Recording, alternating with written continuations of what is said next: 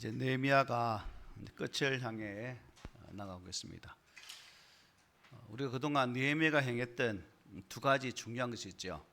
하나는 예루살렘 성벽을 재건하는 일이었고, 또 하나는 말씀을 회복하고 신앙을 개혁하는 일이었습니다. 그리고 이것을 이룬 이후에 하나님 앞에 지난주부터 살피고 있는 성벽 봉헌 예배를 드리는 모습을 우리가 보게 됩니다.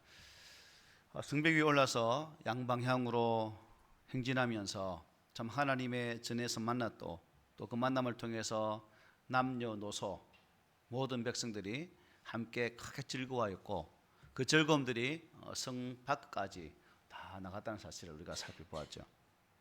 그런데 이제 그 봉헌식에 오늘 본문의 말씀 1절로 3절의 말씀이 주어지고 있는 것을 보게 됩니다. 1절과 2절을 보시면 이렇게 말씀되죠.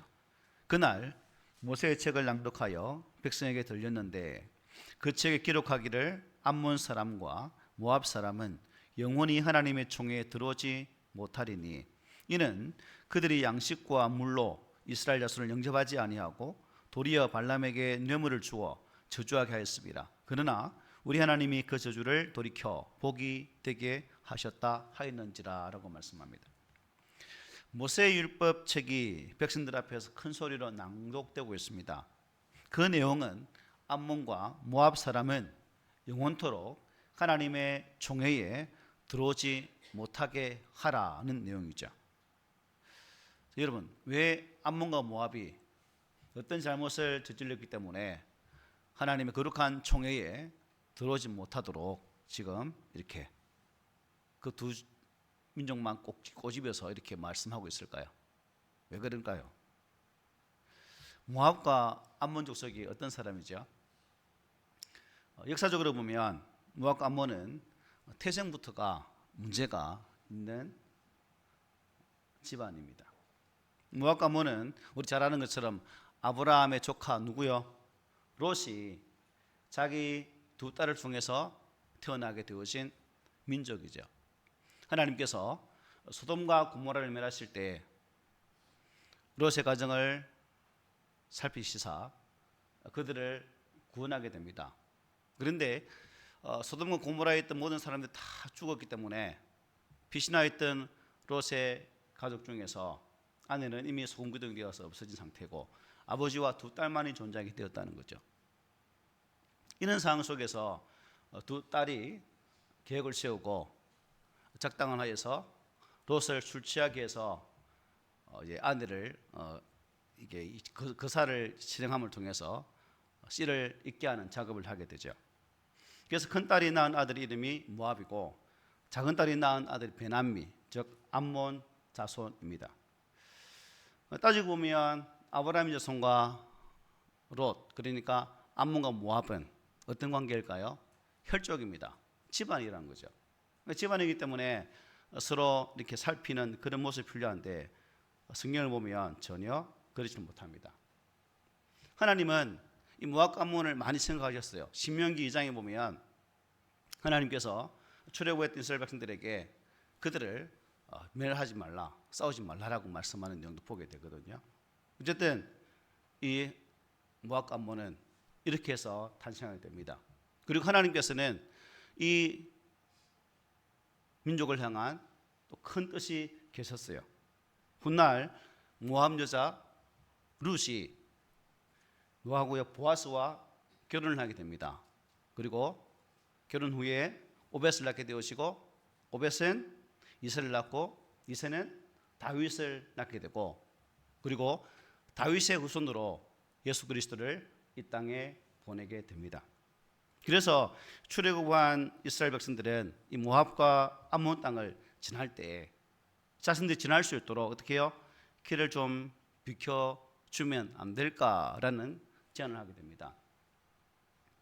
이런 혈족의식과 민족의식을 가졌다면 당연히 모압과 암몬 족속은 이스라엘의 요구 앞에 길을 터주고, 또 그들이 가나안 땅에 갈 수 있도록 도와주었더라면 아주 쉽게 가나안 땅에 들어갈 수 있었는데 그렇지는 못했어요. 사사건건 이스라엘 백성들을 괴롭혔고, 또한 그들을 공격해서 그들을 아프게 했던 민족이 바로 이 모압과 암몬입니다. 그리고 모압 왕 발락은 어때요? 복수가 발람에게 돈을 주면서 이스라엘 족속을 위해서 저주를 좀 선포해 달라는 내용이 이 말씀에 있죠. 또 출애굽한 이스라엘 백성들이 시팀에 잠시 머물 때에 무슨 일이 벌어집니까? 민수기 25장에 보면 모압자들이 이스라엘 남자들을 꼬십니다. 그리고 이 자급이 성공해서 많은 이스라엘 백성들이 우상을 섬기게 되고 영적 간음과 육적 간음에 빠지게 되죠. 이 일에 대해서 하나님은 그야말로 대노하게 됩니다. 그래서 전염병을 발하게 되죠. 이 전염병으로 약 2만 4천 명이 죽게 됩니다.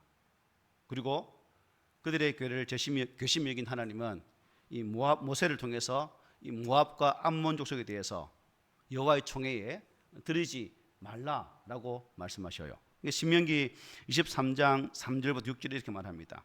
암몬 사람과 모압 사람은 여호와의 총회에 들이지 못하리니 그들에게 속한 자는 10대뿐 아니라 영원히 여호와의 총회에 들어오지 못하리라. 그들은 너희가 애굽에서 나올 때에 떡과 물로 너희를 길에서 영접하지 아니하고 메소포타미아의 부돌 사람 부올의 아들 발람에게 뇌물을 주어 너희를 저주하게 하려 하였으나 내 하나님 여호와께서 너를 사랑하심으로 내 하나님 여호와께서 발람의 말을 듣지 아니하시고 내 하나님 여호와께서 그 저주를 변하여 복이 되게 하셨나니 내 평생에 그들의 평안함과 형통함을 영원히 구하지 말지니라고 말씀하셨어요. 이 모압과 암몬은 이스라엘과 혈육 관계에 있으면서도 약 430년 동안 애굽에서 종살이 하다가 하나님 인도하심으로 가나안 땅에 가고 있는 그들을 향해서 같은 가족이면 친족이면 고생했다고 수고했다고 그 많은 연수를 통해서 고생하셨는데 지금 가고자 하는 그 가나안 땅에 참 잘 갔으면 좋겠다 라고 배려를 했다면 얼마나 좋겠습니까? 그런 전혀 그런 배려를 하지 못했다는 겁니다. 심지어 이 이스라엘 백성들이 그냥 우리가 땅을 통과할게, 너희들 땅에서 어떠한 나쁜 짓도 하지 않고 혹 우리가 설령 너희의 물건을 이렇게 사거나 할 때 돈을 꼭 지불할 테니까 우리를 그냥 지나가게만 해달라고 부탁을 했습니다. 그런데도 그렇지를 못했다는 겁니다. 참 60만이다 보니까 쉽지는 않았겠죠. 또 그에 딸린 가족까지 생각하면 최소한 240만 명, 엄청난 수입니다. 이 많은 수를 선대하기는 쉽지 않았겠지만 그래도 하나님께서 그들과의 혈족적인 부분을 통해서 모압과 암몬을 공격하지 말라고까지 말씀하셨는 그 사실들을 우리가 추론해 볼 때에 이 모압과 암몬은 그런 하나님 은혜 가운데서도 전혀 그러한 반응을 보이지 못했다는 사실입니다. 오늘날 참 우리 그리스도인들은 어떤 의미에서는 하나님의 긍휼하심의 마음을 품고 살아가는 자세가 필요하다고 여겨져요. 사도 바울이 에베소 교회를 향해서 뭐라 말씀했습니까? 에베소 2장 4절 5절에서 이렇게 말씀하죠. 긍휼이 풍성하신 하나님이 우리를 사랑하신 그 큰 사랑을 인하여 허물로 죽은 우리를 그리스도와 함께 살리셨고 너희는 은혜로 구원을 받은 것이니라고 말씀하셨어요. 왜 우리가 이 긍휼의 마음을 품고 살아야 되는가? 허물과 죄로 죽었던 우리를 긍휼이 풍성하신 그 하나님께서 그리스도와 함께 살려주셨고 또 당신의 자녀로 삼아 주셨기 때문이다 하는 것입니다. 은혜를 아는 사람은 은혜를 베풀어요. 긍휼을 입은 사람은 긍휼을 베풉니다. 이게 인지상정이죠. 그런데 그렇지는 못했다는 것이죠. 가나안에 정착한 이후에도 이 두 민족은 내내 이스라엘 족속과 이스라엘 민족과 좋은 관계를 유지하지는 못했습니다. 우리가 사사 수요 예배 때 사사기의 말씀 보고 있는데 사사시대 모압 왕 에글론 유대인을 정복해서 지배하죠. 그때 외손잡이 사사 에우스 등장해서 모압 에글론을 죽이게 됩니다. 여기도 역시 모압이 관여되어 있죠. 암몬은 나중에 이사야서를 보면 열왕기하 2장에 보면 아시리아 연합군을 만듭니다. 갈대아 사람, 아람 사람, 모압 사람, 또한 암몬 4개의 나라가 연대해서 누굴 칩니까? 이스라엘을, 유다를 공격하게 됩니다. 이 모든 역사의 과정을 쭉 살피면 이 암몬과 모압은 결코 하나님께로부터 흥률하신 은혜를 받지 못할 일만 저질렀다는 겁니다. 나아가 이스라엘 백성들의 측면 볼 때는 그야말로 왼수 같은 존재였다는 사실입니다. 그러다가 이 모압과 암몬이 하나님의 징계를 받는 결정적인 사건이 발생을 하게 됩니다. 에스겔서 25장 2절로 4절에 이렇게 말해요. 인자야, 내 얼굴을 암몬 족속에게 돌리고 그들에게 예언하라. 너는 암몬 족속에게 이르기를 너희는 주 여호와의 말씀을 들을지어다. 주 여호와께서 이같이 말씀하셨느니라. 네 성소가 드리핌을 받을 때에 네가 그것에 관하여 이스라엘 땅이 황폐할 때에 네가 그것에 관하여 유다 족속이 사로잡힐 때에 내가 그들에 대하여 이르기를 아하 좋아하도다. 많이 넘어갔죠. 예. 그러므로 내가 너를 동방 사람에게 기업으로 넘겨주리니 그들이 내 가운데에 진을 치며 내 가운데에 그 젖을 베풀며 내 열매를 먹으며 내 젖을 마실지라 말하고 있습니다. 여지는 25장 6절 7절에서는 또 이렇게 말해요. 주 여호와께서 이같이 말씀하셨느니라. 네가 이스라엘 땅에 대하여 손뼉을 치며 발을 구르며 마음을 다하여 멸시하며 즐거워하였나니 그런즉 내가 손을 내 위에 펴서 너를 다른 민족에게 넘겨주어 노략을 당하게 하며 너를 만민 중에서 끊어버리며 너를 여러 나라 가운데에서 패망하게 하여 멸하리니 내가 주 여호와인 줄을 너희가 알리라 하셨다 하라고 말씀합니다. 암몬이 이스라엘 백성들이 멸망할 때, 즉 유다가 멸망할 때 어떻게 했다는 겁니까? 아 좋다, 아 좋다. 그리고 앞에 6절에서는 손뼉을 치면서 발을 구르면서 마음을 다해서 그 멸함을 즐거워했습니다. 우리나라 속담에 사촌이 논을 싸면 배가 아픈데 무조건 잘못되면 좋은 거죠. 모압도 마찬가지거든요. 에스겔 25장 8절 위에 보면 이제 모압에 대한 내용이 나오는데 이 역시 이스라엘에 대해서 악감정을 품고 있었습니다. 결국 이 암몬과 모압과 암몬의 죄가 뭡니까? 이스라엘 백성들을 조롱한 죄입니다. 같은 혈족, 어찌 보면 같은 민족이라고 볼 수 있는 이스라엘에 대해서 함께 아파하지 아니하고 함께 고통을 나누지 아니하고 그들의 악을, 그들의 아픔을 오히려 기뻐하고 박수치며 좋아했던 그들. 그리고 하나님께서는 그들을 동방 사람에게 멸망시켜 버리겠다라고 말씀하셨어요. 그러므로 우리가 살아가면서 남의 불행을 기뻐하면 되나요, 안 되나요? 안 되겠죠. 남의 불행을 우리는 기뻐해서는 안 됩니다. 그래서 작가 마이크 프렐은 이렇게 말했습니다. 인간에게 보편적 특성이 있다면 그것은 성공한 사람에 대한 악의와 증오, 그리고 어떻게든 그를 정상의 자리에서 끌어내리려 하는 열망이다. 이게 우리 인간의 마음이라는 거죠. 잘 되는 꼴을 못 봐. 일이 술술 풀리는 꼴을 못 봐요. 이게 죄된 본성을 가진 우리네 인생들입니다. 예수님도 이렇게 말씀하십니다. 너희가 만일 너희를 사랑하는 자만을 사랑하면 칭찬받을 것이 무엇이냐? 죄인들도 사랑하는 자는 사랑하느니라. 너희가 만일 선대하는 자만을 선대하면 칭찬받을 것이 무엇이냐?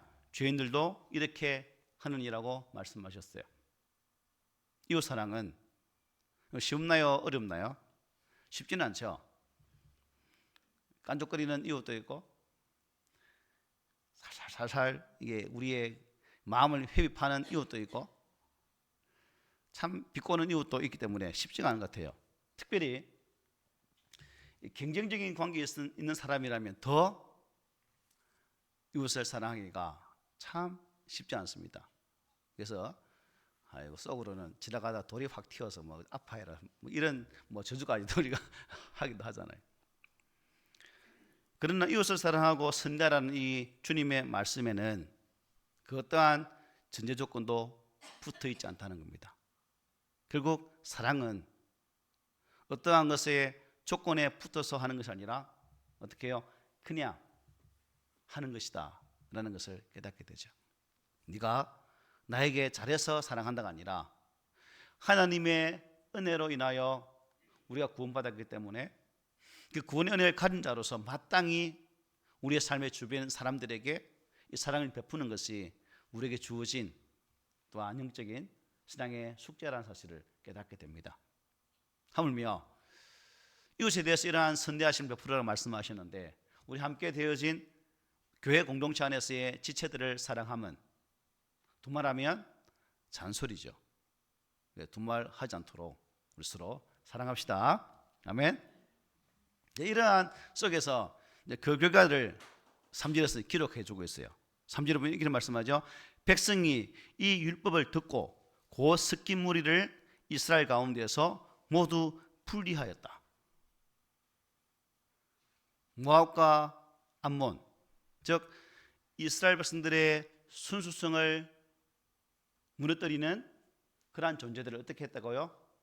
분리해서 다 끄집어 내었다는 거예요. 우리 가운데 하나님 은혜 가운데서 하나님 은혜대로 살지 않고 말씀에 입각해서 말씀의 삶을 살지 않은 그 자들을, 또한 구원의 확신이 없고 예수를 믿지 않고 그냥 이 자리에 앉은 사람들 어떻게 했단 말이에요?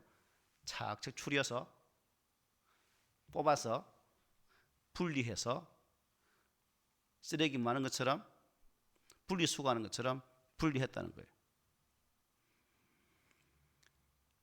저는 이것을 보면서 참 이스라엘 백성들의 실천력은 참 대단하다. 하나님의 율법의 말씀이 선포되자마자 분리 작업에 들어갔다는 겁니다. 거룩과 속됨을 구별하고 하나님의 거룩한 백성과 그렇지 않는 백성을 구별하고 승리를 모습으로 하나님의 서기를 원하는 그들의 모습. 그런데 우리 여기에서 하나님께서 이 땅을 향한 계획이 무엇일까요? 이스라엘 백성들만 구원하기 원하는 것이 하나님의 뜻일까요? 아니었어요. 우리 잘 아는 것처럼 하나님은 모든 열방이, 모든 민족이 구원받기를 원한다라고 말씀하셨어요. 그런 얘기에는 모압과 암몬을 구별해버리는 모습을 보게 됩니다. 왜 이때 이러한 거룩한 작업을 감당했는가? 우리가 가나안 땅을 차지할 때 하나님께서 이스라엘 백성들에게 명하신 말씀을 기억하면 이 부분도 충분히 이해될 거예요. 하나님은 이스라엘 백성들의 처지를, 그들의 형편을, 그들의 수준을 어떻게 해요? 너무나 잘 아셨어요. 니들이 만약 그 모습으로 그 땅에 들어가면 분명히 가나안 땅에 있는 그 사람들의 그 문화에 녹아들어서 살아계신 하나님을 온전히 섬기지 못하는 그 결과가 뻔히 보이기 때문에 유일한 신앙을 거북해 하는 그러한 요소들을 뭐예요? 사전에 차단한 작업에서 그렇게 했다는 거예요. 그리고 이스라엘 백성들을 하나님은 당신을 위한 거룩한 제사장 나라가 되게 하셨어요. 오늘 본문도 마찬가지입니다. 그런 입장에서 보면 구별되지 않는다면, 즉 포로에서 돌아와서 하나님의 거룩한 선민들이 하나님의 거룩한 백성으로서 제사장의 거룩한 직임을 감당하기 위해서는 그들 가운데 불순물이 존재해서는 안 된다는 겁니다. 하나님의 거룩성을 회복하기 위해서 하나님의 거룩성을 회박하는, 하나님의 거룩성을 무너뜨리는 그러한 존재들을 추려내어서 유일한 이스라엘 백성들을 통해서 다시금 거룩한 제사장 나라를 만들기 위한 하나님의 거룩한 작업이라는 거예요. 그래서 하나님께서는 이 말씀을 주셨고, 또 이스라엘 백성들은 그 말씀 앞에 이방 사람들을 가려내는 작업을 했다는 겁니다.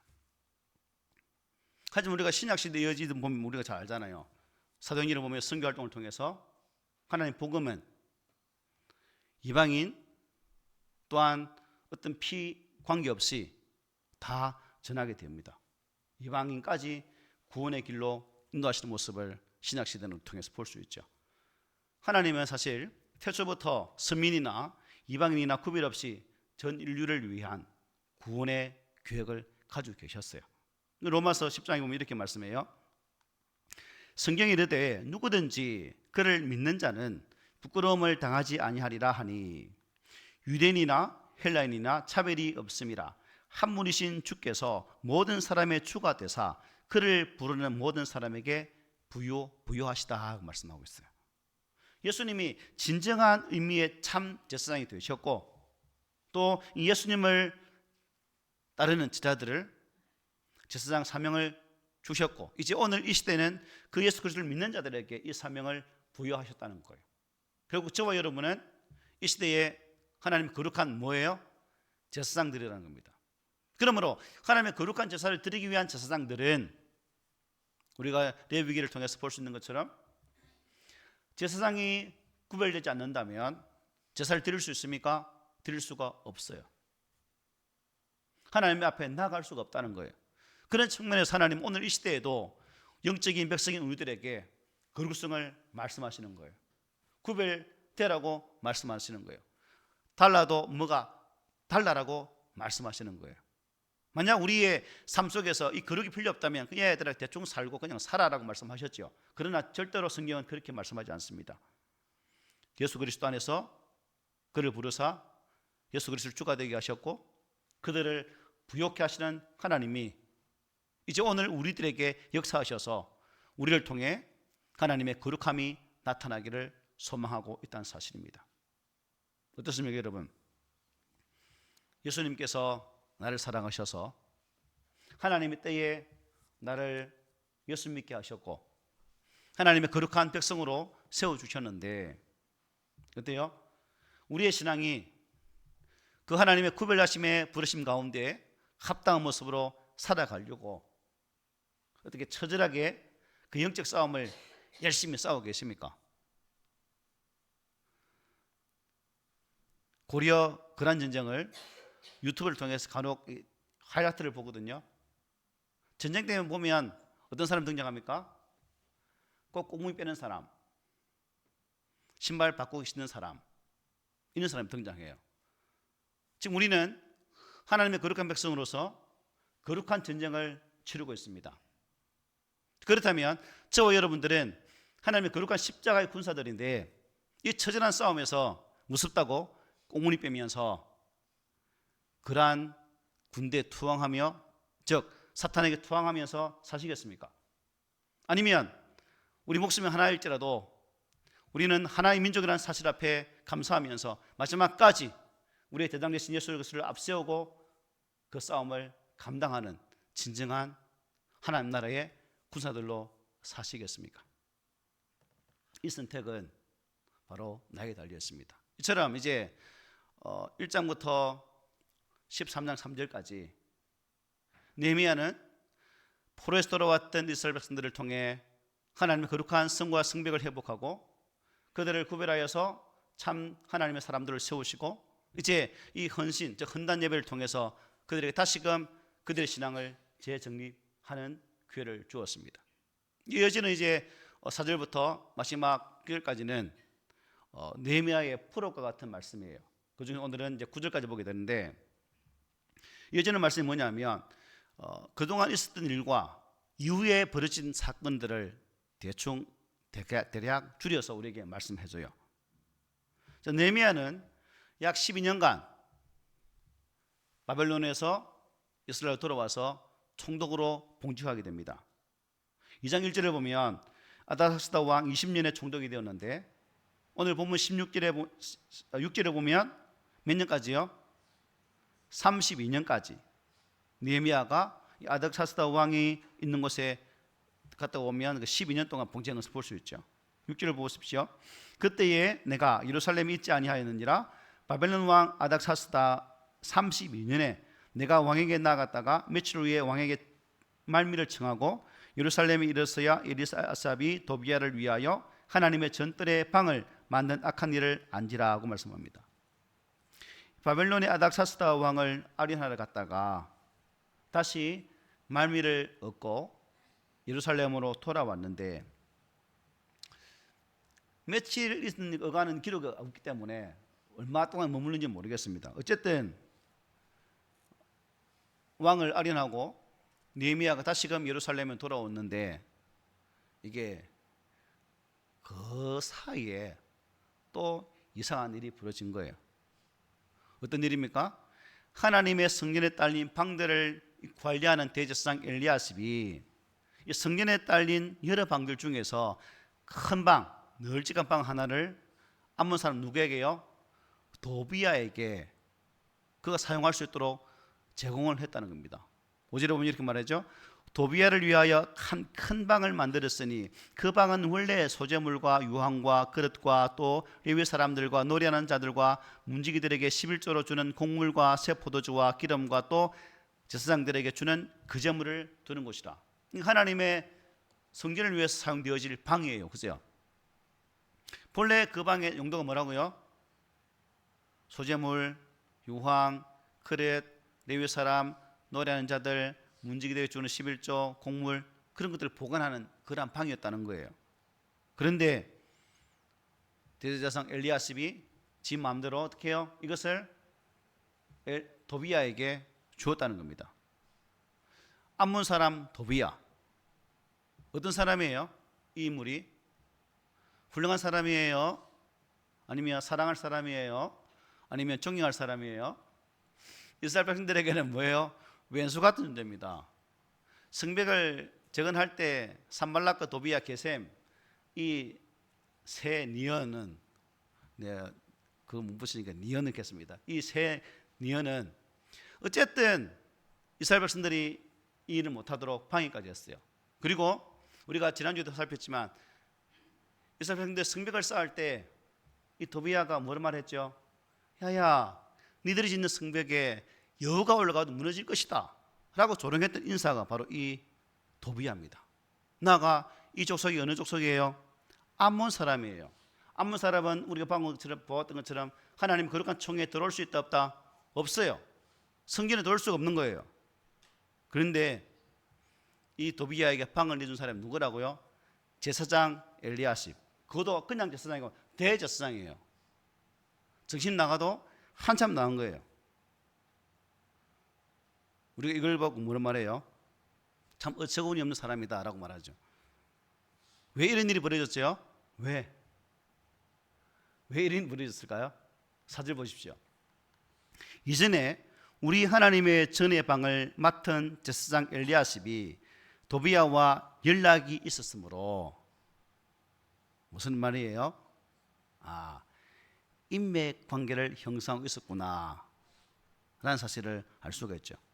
이 당시 암몬 사람 도비야는 예루살렘 유지들과 아주 돈독한 관계를 가지고 있었던 것으로 보여집니다. 그리고 그의 정치적인 야심 때문에 아마 이런 관계를 맺어왔겠죠. 그리고 엘리야십에게도 어떠한 것을 통해서 잘 거래를 했는지 모르겠지만 큰 방을 성전에서 얻게 됩니다.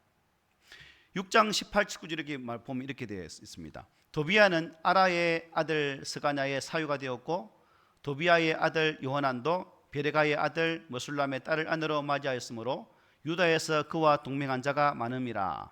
그들이 도비야의 선행을 내 앞에 말하고 또 내 말도 그에게 전하매 도비야가 내게 편지하여 나를 두렵게 하고자 하였느니라. 벌써 결혼 관계를 통해서도 이렇게 얽히고 설킨 그런 자인 것을 보게 되죠. 도비야가 여호와를 가까이서 섬기려고 성전의 큰 방을 차지했겠죠. 아니죠. 썩지 마세요. 도비야가 무엇 때문에 성전 들어와서 예배 드리게 했겠습니까? 어쨌든 방해해서 이 이스라엘 백성들의 사단으로 만들기 위한 그 작전으로 들어왔겠죠. 느헤미야가 없는 틈을 타서 아마 아닥사스도 왕을 아련하러 갔을 때 엘리야십은 생각했겠죠. 도비야 생각했겠죠. 이제 안 올 것 같다. 그런데 온 거예요.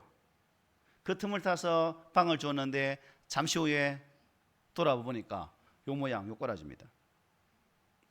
이 대제사장 엘리야십 행위는 참으로 뭐예요? 가당치 못한 행동이죠. 우리 이런 사람을 무엇으로 불러요?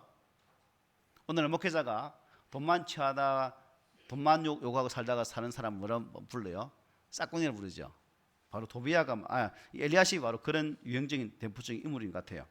그는 자신의 거룩한 직임을 사적 부를 취하는 수단으로 사용했다는 겁니다. 예수님도 거짓 선자들을 어떻게 해요? 조심하라고 말씀하셨어요. 단지 여러분 이단 사실만 전하는 자가 거짓 선자가 아니죠. 경제적인 이익이 있다면 신앙 양심마저 팔아먹는 그러한 자, 권력에 빌붙어서 아부하며 교회를 타락시키는 종교 지도자, 이 모두가 사꾼이라고 볼 수 있는 거죠.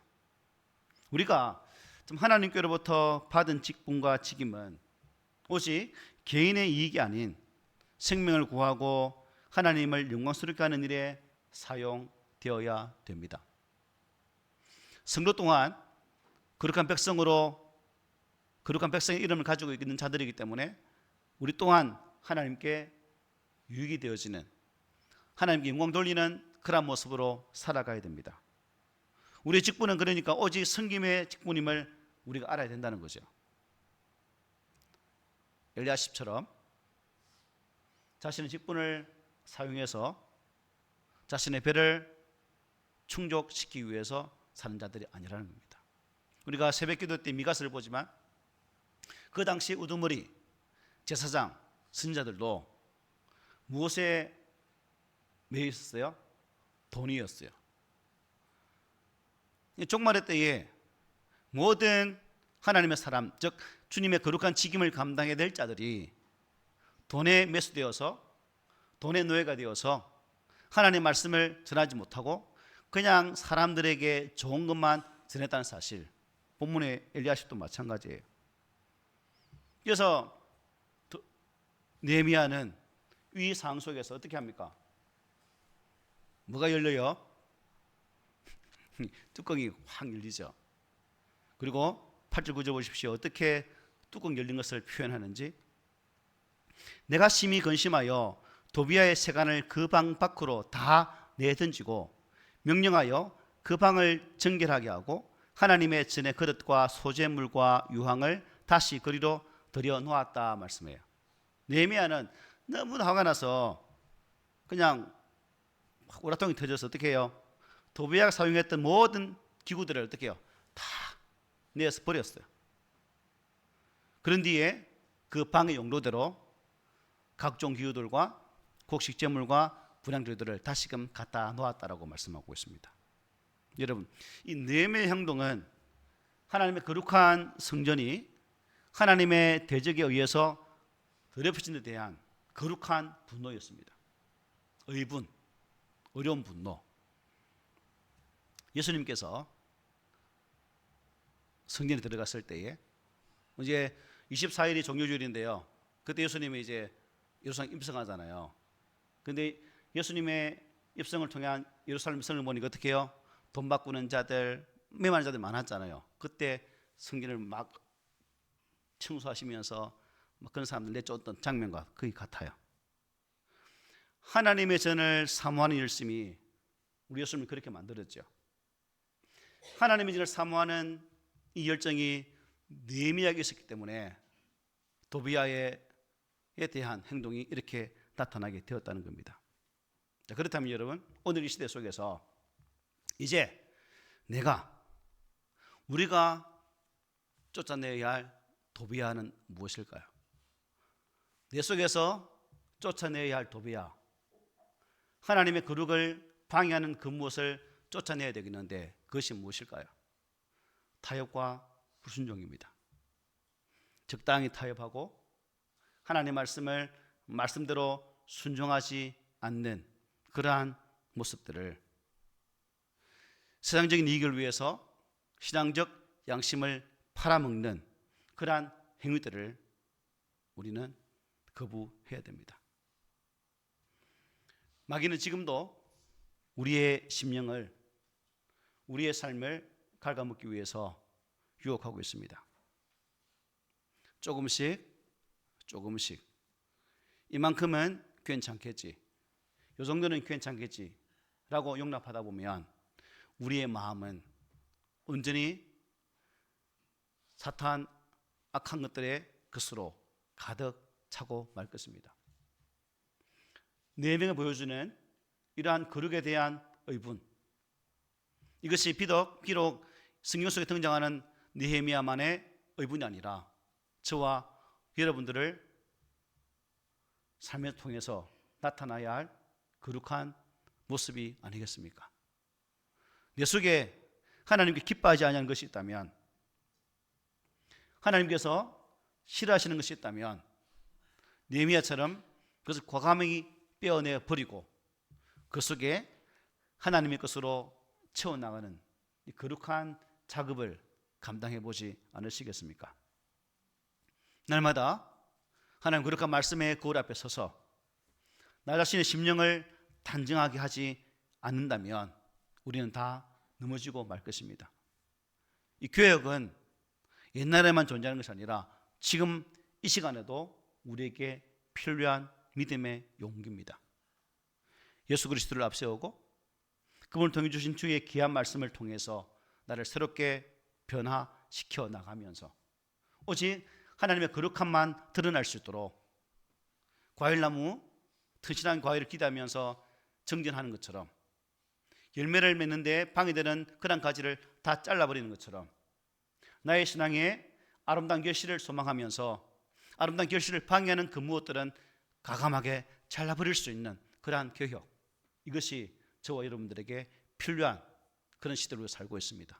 바라기는 우리 모든 성도들이 이러한 느헤미야의 거룩한 몸부림처럼 우리 또한 이 시대에 거룩한 몸부림을 쳐서라도 주님의 거룩함을 나의 삶을 통해서 드러낼 수 있는 신실한 믿음의 성도들이 되시기를 오늘 말씀으로 부탁을 드립니다. 아멘.